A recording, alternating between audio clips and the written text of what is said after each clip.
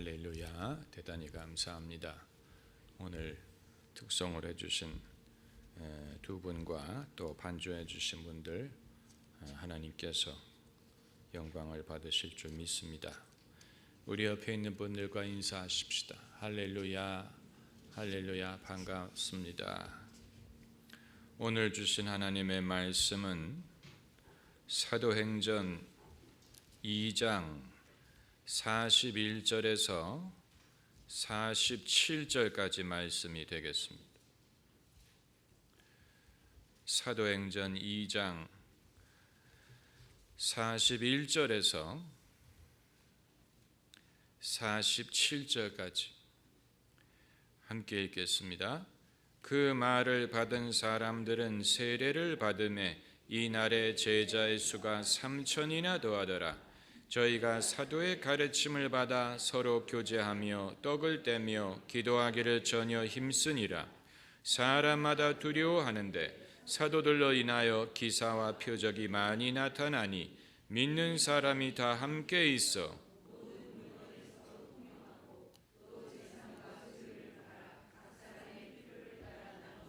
날마다 마음을 같이하여 성전에 모이기를 힘쓰고 집에서 떡을 떼며 기쁨과 순전한 마음으로 음식을 먹고 하나님을 찬미하며 또 온 백성에게 칭송을 받으니 주께서 구원받는 사람을 날마다 더하게 하시니라. 아멘. 첫 교회가 태동하는 장면을 기록했습니다. 베드로는 교회를 세울 의도로 설교를 한 것은 아니었습니다. 성령이 설교할 기회를 주시고 메시지를 주셨기 때문에 설교를 한 것입니다. 그런데 그 설교를 듣고 사람들이 복음을 믿고 믿음의 공동체로 모이기를 시작을 하면서 교회가 형성이 된 것입니다. 베드로가 자기의 어떤 교인을 얻기 위하여 이 일을 시작한 것이 아니지만 양무리가 모여들었고 이 모인 양무리를 베드로와 사도들이 칠 수밖에 없었습니다. 그렇게 해서 교회가 세워진 것입니다. 세상에 많은 교회가 처음 시작할 때 우리가 한번 좋은 교회를 세워보자라고 의도한 것이 아니지만 성도들이 자연스럽게 모여서 기도하고 말씀을 배우다 보니까 교회가 된 경우가 많습니다.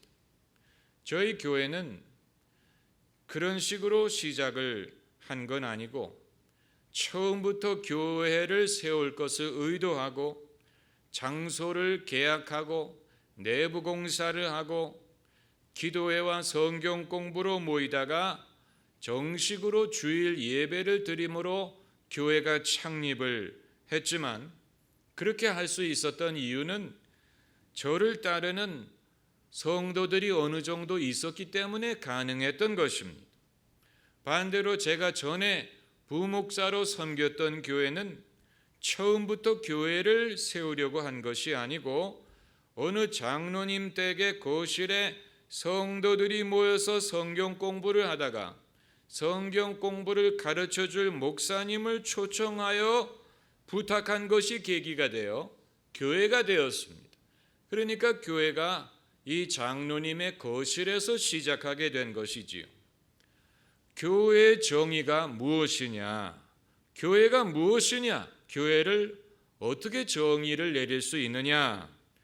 교회의 정의는 건물도 아니고 제도도 아니고 브랜드도 아니고 전통도 아닙니다. 교회는 성도들이 예수님의 이름으로 의도적으로 모이는 것입니다.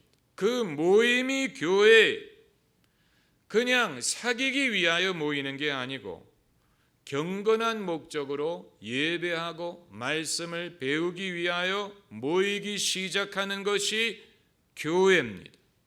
예수님 말씀에 너희 두세 사람이 내 이름으로 모이는 곳에 내가 함께 있느니라고 말씀하셨습니다.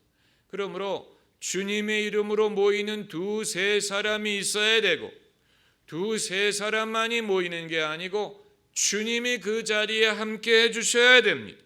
그것이 교회의 기본적인 정의입니다. 그러므로 그리스도인이라면 굳이 교회를 다녀야 되느냐라는 질문은 말과 수레를 뒤바꿔서 생각을 하는 것입니다. 그리스도인은 그리스도인이라면 서로 모이게 돼 있습니다. 모일 필요를 느낍니다. 그래서 자연스럽게 교회가 형성이 되는 것이지, 그리스도인들이 내가 교회를 다녀야 되느냐, 교회를 나가야 신앙인이냐를 물어보는 것은, 그것은 원인과 결과를 뒤바꿔서 생각하는 것입니다. 다만 교회라는 이름을 갖다 붙여야만 교회가 되는 건 아니라고 봅니다. 소위 패러처치 조직, 패러처치 오거니제이션, 선교단체들, 이런 단체들도 교회와 같은 기능을 갖고 있습니다. 왜냐하면 그들도 예수님의 이름으로 모이고, 그들도 거기에 질서가 있고, 또 거기에 가르침이 있고, 또 제자 훈련이 있고, 성도의 교제가 이루어지기 때문에 선교단체가 교회라는 이름을 사용하지는 않지만 교회와 같은 기능을 갖고 있습니다.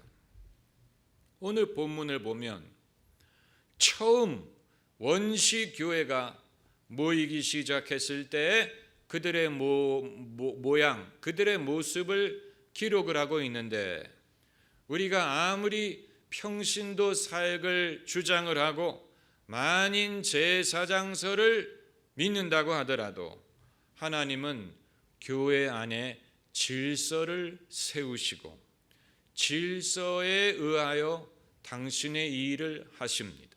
그래서 오늘 본문을 보면 모든 사람들이 다 가르치는 일에 동참을 한다던가, 하나님이 모든 사람들을 통하여 이적과 기사를 행하신 것이 아니고 사도들의 가르침, 사도들을 통하여 표적과 기사가 많이 나타났다고 했습니다.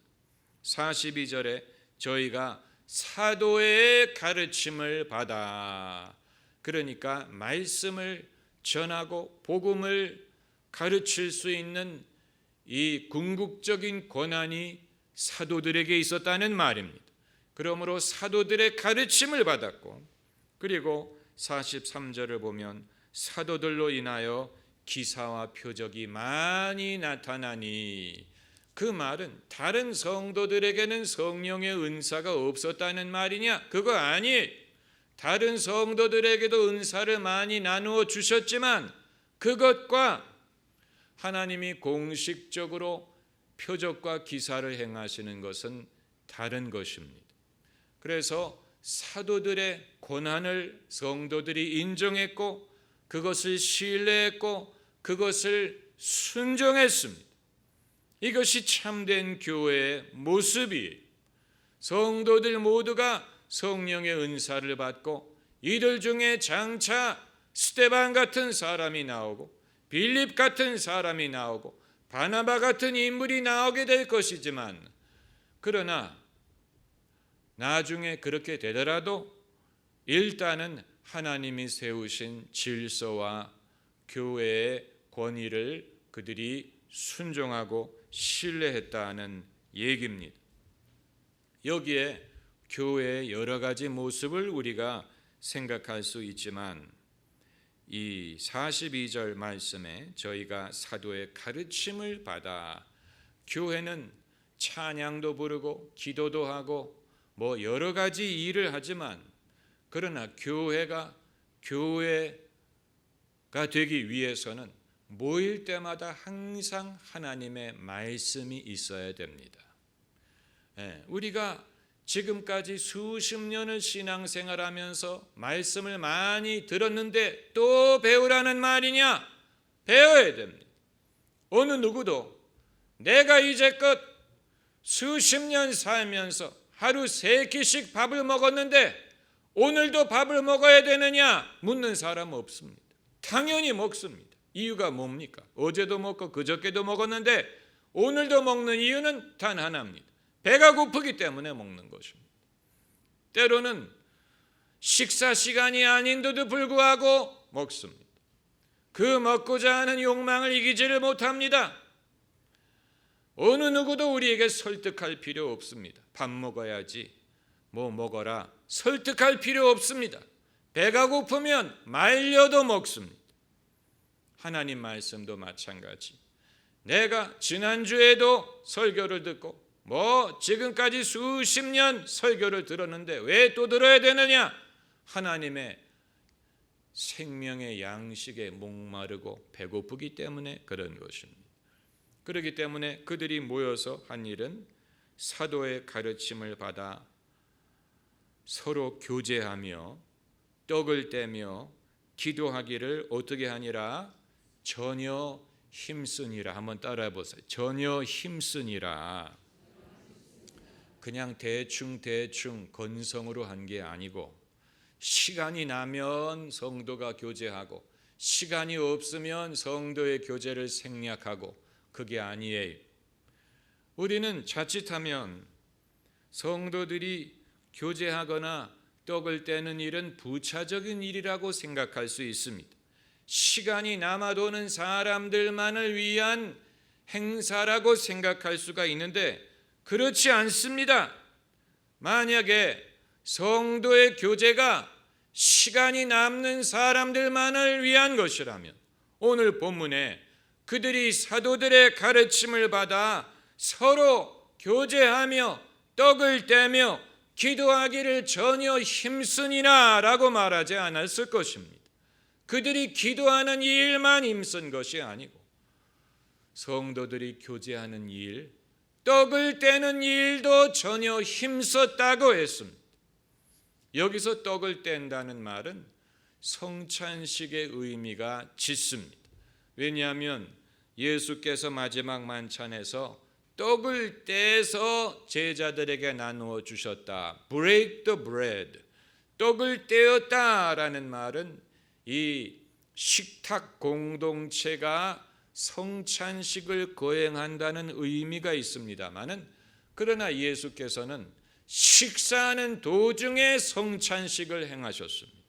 성찬식만을 행하신 것이 아닙니다. 그러므로 성도들이 교제하며 떡을 떼었다는 말은 식사를 같이 했다는 말입니다. 밥을 같이 먹었다는 일이에요. 밥 먹는 일이 뭐가 그렇게 중요하냐? 그러나 성도들은 식탁 공동체에서 떡을 떼면서 교제를 합니다. 예수님도 그렇게 하셨어요. 그래서 예수님은 천국을 무엇에 비교하셨느냐? 동서에서 많은 사람들이 와서 아브라함과 이삭과 야곱의 자리에 앉으려니와, 자리에 앉는다는 말은 식사한다는 말이 at the table, 아브라함과 이삭과 야곱의 테이블에 앉는다고 돼 있어요. 그 말은 식사하고 떡을 뗀다는 말이, 예수께서는 천국을 떡을 떼는 일에 비교하셨어요. 탕자가 집에 돌아왔을 때 아버지가 살찐 송아지를 잡아 잔치를 벌어주었다는 말은 먹었다는 말입니다. 먹고 즐겼다는 말이. 여러분, 기독교는 다른 종교처럼 이 금욕과 고행과 이런 것을 덕목으로 생각하고 사람의 육체를 힘들게 만들고 고생을 할수록 더 경건한 것이라고 가르치지 않습니다. 요한이 예수님의 첫 표적이 가나의 혼인잔치에서 포도주가 떨어졌을 때 물을 포도주로 만드신 사건이라고 기록한 것은, 천국은 어떤 것이냐? 사람이 고행을 하고 금욕을 하고 육체가 힘들수록 더 거룩한 것이 아니고 오히려 포도주가 떨어져서 더 이상 잔치가 기쁘지 않을 때 포도주를 만들어 주어서 혼인잔치의 기쁨, 즐거움, 나눔, 이와 같은 것을 천국에 묘사한 것입니다. 그것이 이후에도 그럴 것이고 지금 이 땅에서도 마찬가지입니다. 그렇기 때문에 성도들이 사도들의 가르침을 받아 떡을 떼며 교제하는 일과 기도에 전혀 힘썼다고 했습니다. 이 초대 성도들에게 식사를 같이 한다는 말은 신앙의 일부였습니다. 유대인들도 그러했지요. 그래서 유대인들은 누구와 같이 식사를 하지 않았습니까? 이방인들과는 식사를 하지 않았어요. 신앙을 공유하지 않는 사람들과는 같이 떡을 떼지 않았습니다. 식사를 같이 한다는 말은 신앙의 공동체를 나눈다는 뜻입니다. 그래서 예수께서 삭개오의 집에 가서 같이 식사하셨다는 말은 죄인들에게도 구원이 왔다는 것을 상징적으로 보여주는 것입니다. 그 이외에도 이 오늘 본문에 많은 말씀들이 있습니다. 믿는 사람이 다 함께 있어 모든 물건을 서로 통용하고 재산과 소유를 팔아 각 사람의 필요를 따라 나누어주고 날마다 마음을 같이하여 성전에 모이기를 힘쓰고. 이때는 예수 믿는 사람들이 안 믿는 유대인들과 분리되기 전의 일이기 때문에 성전에 모였습니다. 이후에 유대인들과 크리스찬들이 나눠지게 되면 더 이상 성전에 모이지 못할 것입니다. 그러나 그것은 이전의 일이기 때문에 아직도 성전에 모이기를 힘쓰고, 그런데 성전에서만 모인 것이 아니고 어디에서 모였습니까? 집에서. 헬라어로 오이코스라는 말은 집이란 뜻인데 그 당시에 교회의 전조가 된 것이 바로 집입니다. 왜냐하면 이후에 사람들이 집에 모이기를 시작하면서 그 집이 교회가 되었기 때문에 바울의 서신을 보면 아무개 집에 모이는 교회 이런 말이 나옵니다. 집에서 떡을 떼며 기쁨과 순전한 마음으로 음식을 먹고 하나님을 찬미하며 또 온 백성에게 칭송을 받으니 주께서 구원받는 사람을 날마다 더하게 하시니라. 어떤 이들은 초대교회는 항상 모든 사람에게 칭송을 받았는데 오늘날 기독교는 왜 이러냐 이런 말을 하기 좋아하는데 초대교회가 항상 칭송만 받았다는 것은 아닙니다. 이후에 사도행전 다음을 보면 교회가 핍박을 받는 장면이 나옵니다. 그러니까 항상 모든 사람에게 칭송만 받았던 것은 아니에요. 옛날 성도들은 항상 칭송받았는데 지금은 왜 이러냐 하는 말을 하는 사람들은 성경을 부분적으로만 아는 것입니다. 아직 핍박이 일어나기 전의 일입니다. 그렇기 때문에 칭송을 받을 수가 있었고 주께서 구원받는 사람을 날마다 더하게 하시니라. 결국 사람이 구원을 받고 구원받는 사람들이 늘어나게 하시는 분은 주님이. 우리가 전도도 해야 되고 우리가 말씀도 증거해야 되고 그렇지만 결국 구원받는 사람들을 더해 주시는 분은 주님이 더해 주셔야 돼. 주님이 그들을 이끌어 주셔야 돼. 에티오피아 사람처럼 루디아처럼 빌립보의 간수처럼 하나님이 그들을 인도해 주셔서 마음이 열리고 복음의 귀를 기울이고 이렇게 하여 구원받는 사람들을 주님이 더해 주셔야 됩니다. 과거에도 주님이 이렇게 하셨고 지금도 그렇게 하십니다. 할렐루야. 기도하십시다.